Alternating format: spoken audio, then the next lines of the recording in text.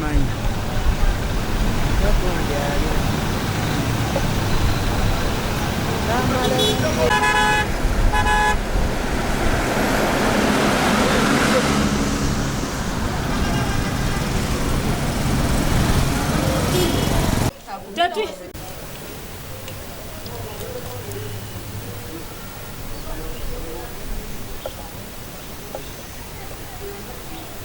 Obuzibu buli ku mazzi gano agatutawaanya wano mu kitundu kyaffe ekya Namasuba. Omwala guli ogusala ku bata amazzi gasalemu wakati gagende Kaliddubi eri. Omwala mufunda wakati guzibikira amazzi gabeera nti gasala ne gakomawo nga gakoma bukomye eno gayingira nnyumba z'abantu n'eri emyala emabega w'omega mufunda. Obuzibu bwa mwala naddala amazzi wali gasalira bwe kibasoboka gavumenti eddemu etuyambe yongere gaziyemu wali ku mwala guli amazzi gasobole okuddamu okutambula. Omwala gwa Ntebe Road mufunda nnyo amazzi bwe gajjula eri nga gali kagakomawo eno muffe. Banaye mutuyambe gavumenti mukole ku myala emyala mugikole bannange tufeena amazzi mugaziye ku myala eri yonna yonna wafunda tosiringi nnyo mu myala bannaye mukole emyala mugogole emyala wanene kale kalooza mba nakoze budde kidala ddala basi nabakola wakati omuntu eyalize ng'agala mutwale kajansi basi sobola kumutwalayo naawe era okiraba ekiriwo kitegeera tusaba gavumenti etuyambe bannayo oluguudo luno luli bubi. Nga ndi mutuze w'okunnankinga obuzibu obuviiriddeko okubanga amazzi gano gali bwe gati be bantu abazze bazimba mu ntobazi bw'otunuulira okuva Enyanama omwana omugagga omu wa Freedom City bazze bayiwa ettaka emyala gyonna baagiziba kati ekkubo ly'ezzana liri mu kukolebwa bali wa Channel 4 amazzi okonnekitinga ku Moviti gonna gaggwera eno wansi ku Omega Church y'ensonga lwaki kiri bwe kiti.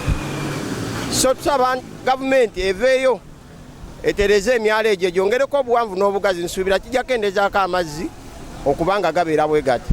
Wabula embeera ebaddewo Simanyi kye tugenda kukola kubanga enkuba etonye ekiro kimu naye amazzi gajjudde okuva ku makya tetuna kye tukoze fe ababooda era akameeza abakyala batusonyiwe leero teri kameeza tetukoze oba tuli mu mboozi enkuba yereese obuzibu bwonna.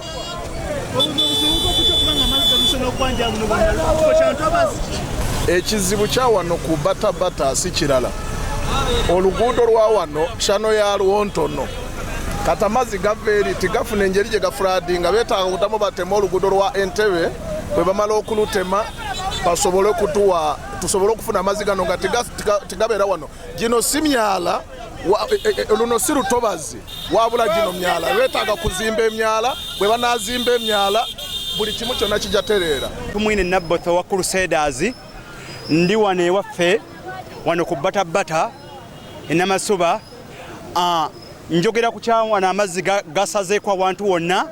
Nsaba eggwanga lyaffe baba planningira basoboke ku planningira abantu nga tebanywa nabagira ba planning n'abaana abazimba abakola ebintu ba planning ne bamala okuwa abantu ekyokulabirako olaba gundi zonna ez'amafuta bazitadde wali abantu onfuna ndowooza bano abawansi abazze ne batawo obugundi ate be banyigirizibwa naye nga teba planningidde bantu ne batutulugunya kati naffe Crusaders abali eri waggulu naffe nnyini bajja ne bamenya ewange naye ab'emikwano nsaba ng'eggwanga liveeyo lisooke liplanningire abantu batupulanningire omuntu bagenda omumujjo nga balina bamupulanningidde naye abanene bennyini be bajja we baba beetaaga nti beetaagawo batwalawo lwampaka ne bateeka mu mazzi ne bateeka ekizimbe ne bakiteeka mu mazzi amazzi ne gabonyaabonya abantu kati owansi n'atulugunyizibwa gwe n'osigala ng'obonaabona.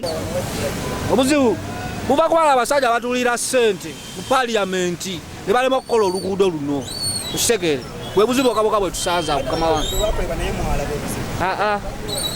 lubulamu okukola n'oluguudo olulala lwetaaga ositula osegedde mola zibanga ziyita waggulu osegeera naye kati lengera ddala ekiri wano emyala gyonna gyonna bagita naye mazzi gireeta wano mazzi tusaba gavumenti etuyambe esebo.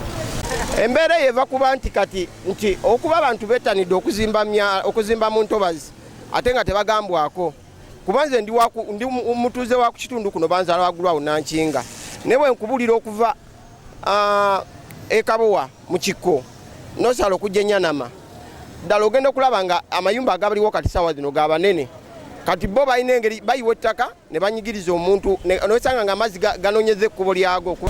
Obuzibu kwa businga kale bulijjo amazzi gayanjala naye kati batuwadde amazzi okuva ezzana eyo bakoze oluguudo olw'ezzana olwo amazzi ne bagasiinika eno ne gajja kwe kwanjala kati simanyi. Nange Musumba Tumwine njogera wano nkyatawaana wange bamenyawo era ebintu ebimu birina mu kooti naye tebakuplaningidde tebawulira. Nsaba gavumenti nga mu planning abantu nga bavaayo nsaba mu planningire eggwanga.